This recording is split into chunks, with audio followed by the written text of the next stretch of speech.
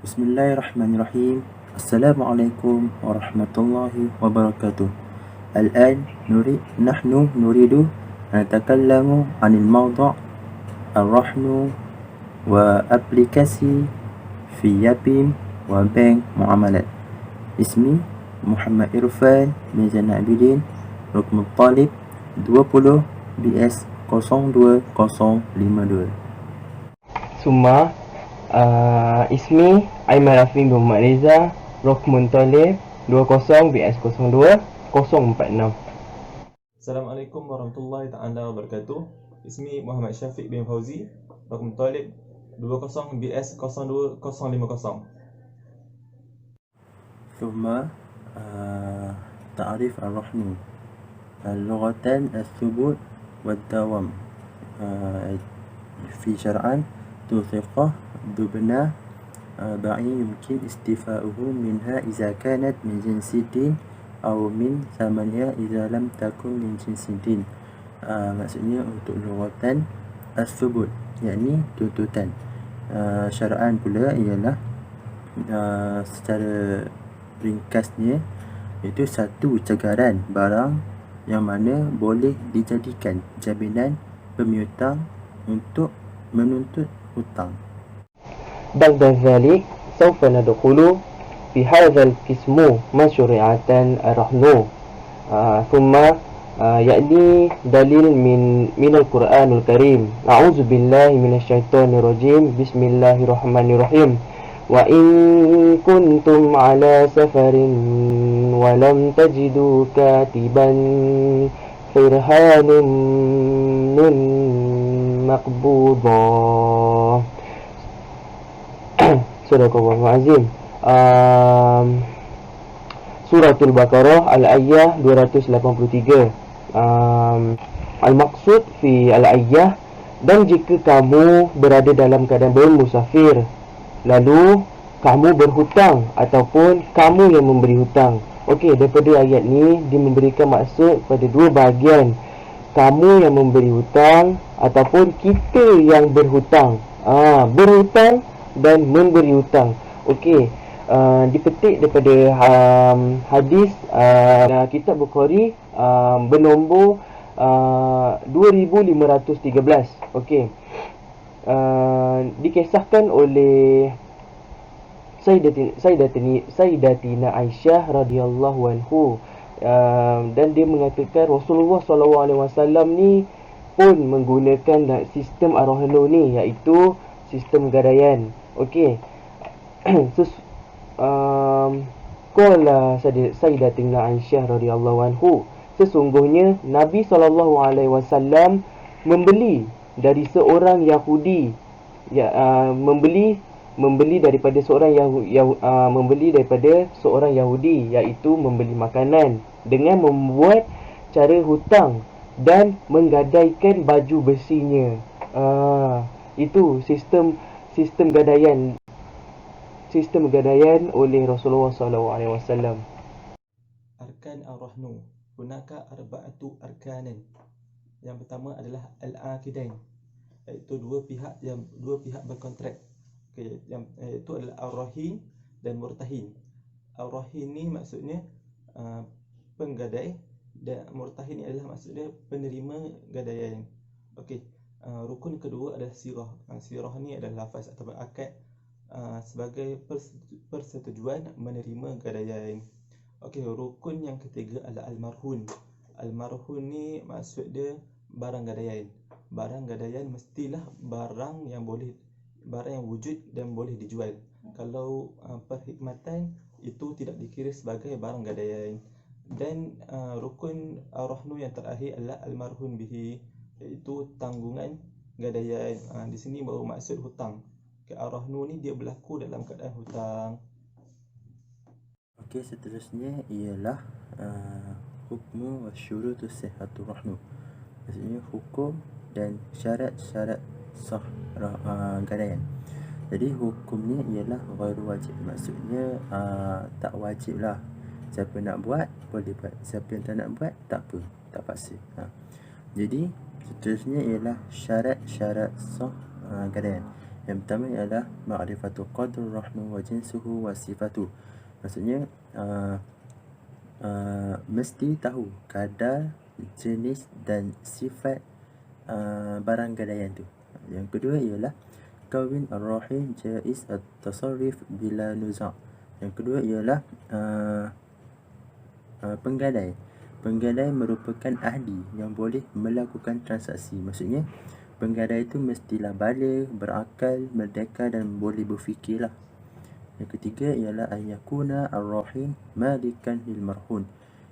Itu barang itu mesti dimiliki oleh penggadai dengan keizinan surat dan pinjaman, atau yakni dia sama.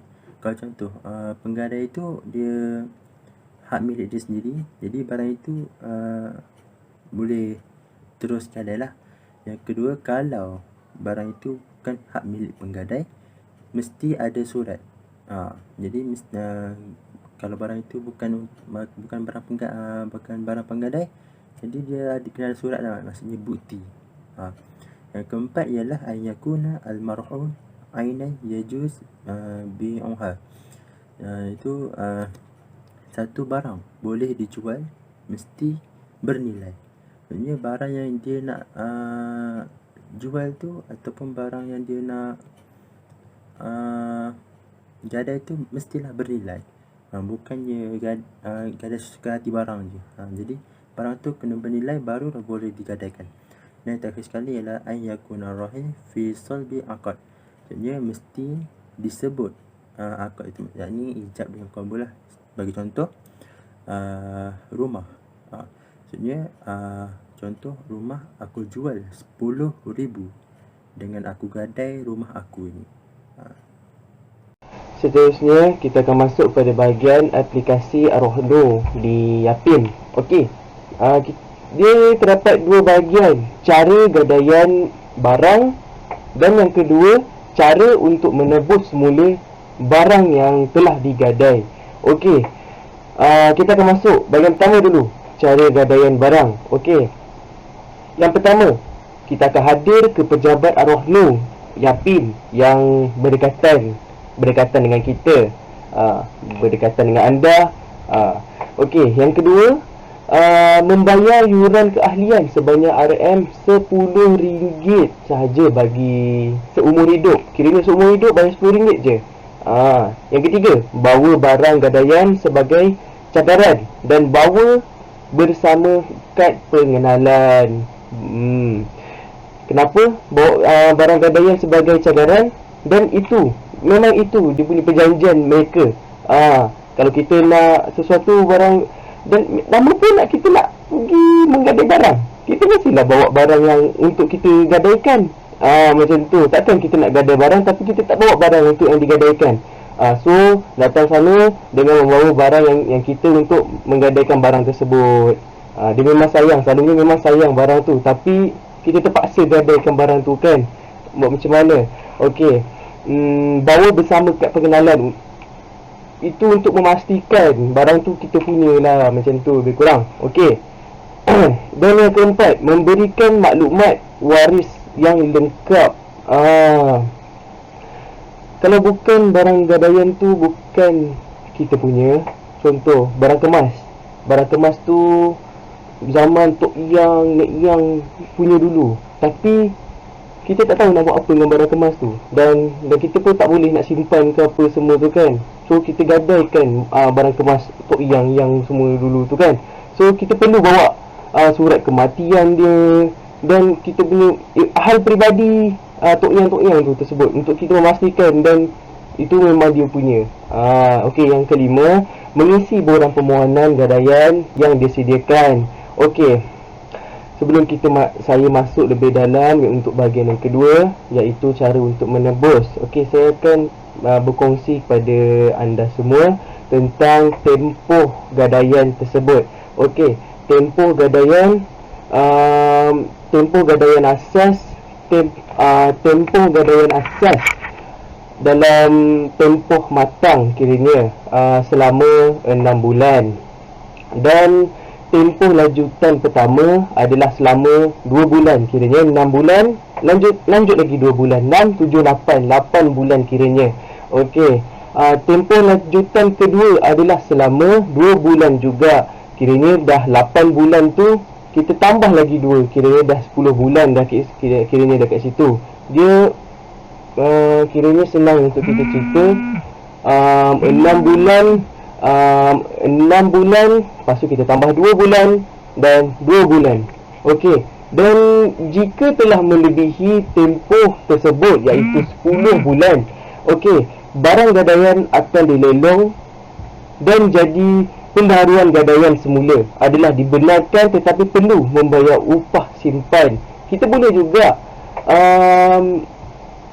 kita boleh untuk simpan barang gadaian tu, untuk diorang untuk simpankan, tapi kita kena datang cepat-cepat ke Ar-Rahnu Yapim ni untuk memberitahu mereka, bagi masa dekat kita semua untuk bayar balik kiranya kan. Tapi kita kena bagi tahu, tapi dengan satu syarat, diorang kenakan membayar upah simpan kiranya.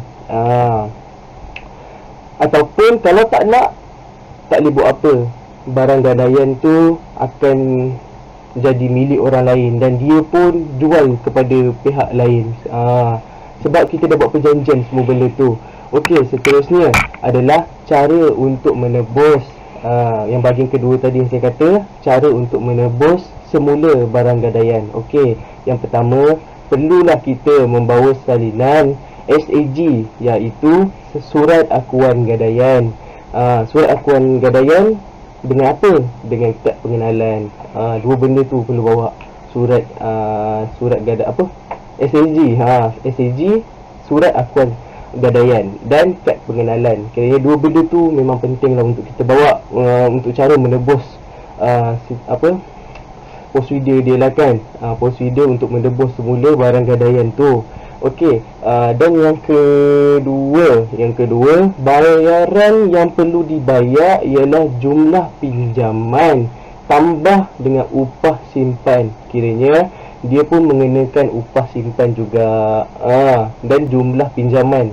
Berapa kita pinjam? 10,000. So kita bayar balik 10,000. Dan upah simpannya ikutlah berapa yang dikenakan ke orang tu. 2,000. So kita kena bayar sekali lah. So 12,000 kita bayar. Contoh kiranya 10,000 kita buat gadaian untuk pinjam lah, kiranya 10,000. Dan 2,000 dikenakan untuk upah simpan. Contoh. Okey, yang ketiga, penebusan boleh dibuat secara ansuran atau sekaligus sebelum atau pada tarikh matang. Nampak macam saya cerita tadi. Kiranya penebusan boleh dibuat secara ansuran ataupun bayar terus. Kalau kita mampu, ada orang dekat dunia ni mampu, dia boleh bayar terus. Ada orang ni tak bernasib baik dan rezeki dia belum datang lagi kiranya. So dia akan bayar ansuran. Tapi ada orang ni dia tak boleh bayar langsung. Dah sampai tarikh matang pun, tarikh yang telah ditetapkan pun, dia tak boleh nak bayarkan. Dia tak boleh nak bayar balik semua benda tu, tak ikut waktu dan ikut tarikh yang dia telah ditetapkan. Dan tak boleh buat apa. Yang tu orang tu tak boleh buat apa. Dan barang yang gadaian dia tu akan jadi milik orang lain, dan pihak tertentu tu akan jual barang gadaian tersebut. Kiranya. Okey, seterusnya aplikasi Ar-Rahnu di Bank Muamalat. Di Bank Muamalat ini mengamalkan konsep tawaruk, di mana konsep tawaruk ini terdiri daripada beberapa kontrak syariah yang lain seperti wa'dul mulzim, iaitu perjanjian, murabahah dan wakalah. Kita terus pada yang pertama, iaitu pelanggan memohon pembiayaan daripada bank. Di sini berlakunya wa'dul mulzim, iaitu perjanjian tadi. Bila mana pelanggan itu mohon pembiayaan, akan berlakunya satu perjanjian bagi permintaan aset untuk beli komoditi. Okey, yang kedua, pihak bank akan membeli komoditi daripada pembekal dengan harga belian. Dan nombor tiga, pihak bank akan jual komoditi kepada pelanggan dengan harga belian. Jadi di sinilah berlakunya jualan ni berasaskan murabahah. Jadi pelanggan akan bayar secara ansuran kepada bank. Okay, dan akhir sekali, pelanggan perlu menjual semula komoditi kepada pihak bank, dan pihak bank akan bertindak sebagai ejen ataupun wakalah kepada pihak ketiga. Okey. Bila mana komoditi tadi terjual, maka di situlah pelanggan akan mendapat peruntukan pembiayaan tadi.